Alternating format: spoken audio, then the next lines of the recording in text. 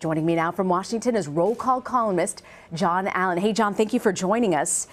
I want to ask you about Donald Trump here. You probably got a bit of a preview that he can expect from Hillary Clinton on the topic of election rigging during tomorrow night's debate. But what's your reaction to the comments that we just heard from President Obama?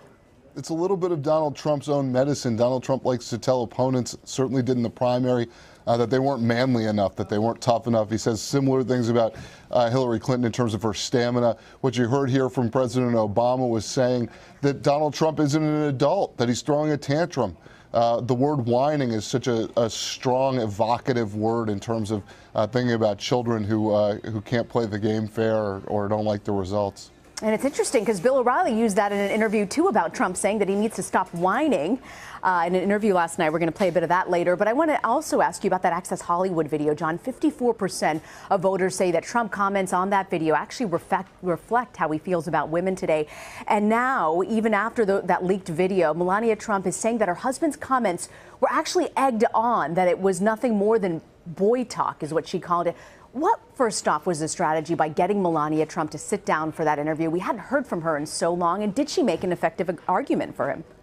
Well, it seems for some awful reason that spouses, wives in particular, are always put in this terrible position of going out and defending their husbands against charges of infidelity or, in this case, sexual assault. Melania Trump did what she could, I think, to try to support her husband. The fact that it took her 11 days suggests she was reluctant to do it, and I'm not sure that she helped him much because some of the things she said were I think, pretty offensive to a lot of Americans. Talking about boy talk and saying she has 2 boys at home. I don't know a lot of parents that want their children, their young sons, talking about women that way. I want to ask you if it's unrealistic at this point to think that Donald Trump can close that 9-point gap in just 3 weeks left in this election. Yeah, I think it would take a biblical-style flood for him to win the election at this point. You basically have to have voters all over the country unable to go to the polls. Let's take a look at the battleground map that we have here. We're looking particularly Nevada. Really amazed, this new poll that came out. Hillary Clinton has retaken her lead. This is a Monmouth University poll. It has her 47 with Trump at 40%. And we're seeing reports that the Clinton camp's making a big push here to get a historically red state in the blue category. What do you make of this? And does the Clinton camp really have a shot here? I think the Clinton camp has a shot at a bunch of Western states, including Nevada, as you point out, and Arizona. If she wins Arizona, you're talking about an electoral blowout. An electoral blowout?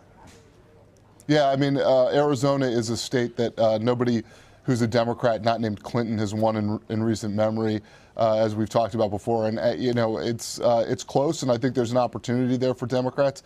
But I certainly wouldn't chalk it up in their column yet. If she wins Arizona, it means she's won most of the other battlegrounds. John, there's some buzz that ticket splitting, which is you vote for one party for the top of the ticket and a different party for the next, could be at record levels this go-round. The fact that you're seeing the Clinton camp investing so much money in states like Nevada, Utah, what do you think that means when it comes to House and Senate races? Where do we see that turning? I think there are a few things going on here with the expansion of the map, as they call it.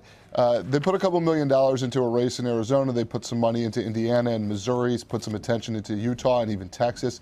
And what they're doing is, number one, signaling to the media and to voters that they believe that they've got 270 electoral votes, what she needs to win, essentially locked down, and they're looking to do more at this point. I think they're also trying to tell Democrats in Congress that they're there for them. The Democrats in Congress in Washington have been very upset at the Clinton campaign's tack in terms of trying to separate Donald Trump from other Republicans and trying to show that he's not a normal Republican. That hurts congressional Democrats who would like to tie their Republican opponents to Donald Trump. And so one of these things, when you look at money going into especially Indiana, Missouri, and Arizona, is an effort to help those Senate candidates on the Democratic side in those states. So there are a couple things going on here and maybe a few others as well. Before you go, you're rocking the Movember look today? I am. My wife doesn't like it. It's coming off right after this interview. It was my playoff beard for the Washington Nationals. They lost last week, and I tried to keep it around for a while. I had to ask. I knew there was something there. Yeah, it sounds like you and my wife are on the same wavelength on the beard. John, I did not say that. I like it. Roll call columnist John Allen. Thank you for joining us, John. Take care, Rena.